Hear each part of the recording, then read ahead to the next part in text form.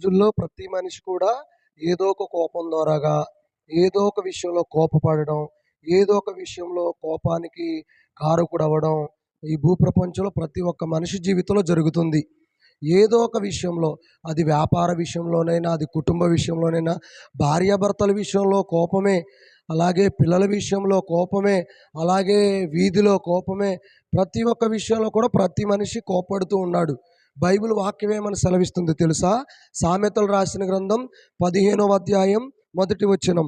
మృదువైన మాట క్రోధమును చల్లార్చును, నొప్పించు మాట కోపమును రేపును. చూడండి దేవుని వాక్యం.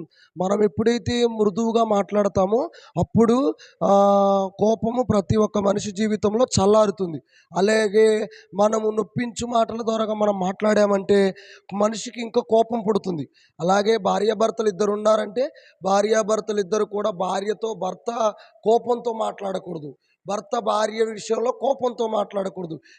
ఇద్దరి మధ్యలో వీరిద్దరు పిల్లల మధ్య కూడా కోపంతో మాట్లాడకూడదు. వీరు కుటుంబం అంతా కోపంతో ఉందంటే కోపం వలన వచ్చే జీతం అనార్థాలు చాలా శాపానికి గురైపోతాం. కోపము మనిషి జీవితాన్ని పతనానికి తీసుకెళ్తుంది. కోపిష్ఠులు పరలోక రాజ్యానికి వారసులు కారు అని దేవుని వాక్యం సెలవిస్తుంది. అందును బట్టి ప్రతి ఒక్క వ్యక్తి, ప్రతి మనిషి కూడా కోపానికి కారకుడవ్వద్దు. ఏ విషయంలో కూడా కోపపడొద్దు.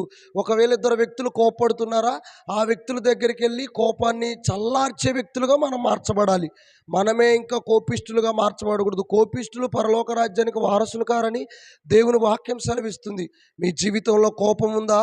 నీ జీవితంలో ప్రతి విషయంలో కోపడుతున్నావా? నేను ఎంత కోపాన్ని కోపము నుండి బయటకు వద్దామనుకున్నా కూడా నా కోపము చల్లారట్లేదు, నా కోపము నుండి నేను దూరమైపోలేకపోతున్నానని ఈరోజు నువ్వు బాధపడుతున్నావా? ప్రభు ఏమని సెలవిస్తున్నాడంటే నీ కోపము నుండి నువ్వు విడుదల పొందాలి. నీవు కోపాన్ని చంపుకోవాలి. నీ జీవితంలో ఉన్న కోపాన్ని నువ్వు తీసివేస్తే నీ జీవితంలో దేవుడు గొప్ప కార్యాలు జరిగిస్తాడు.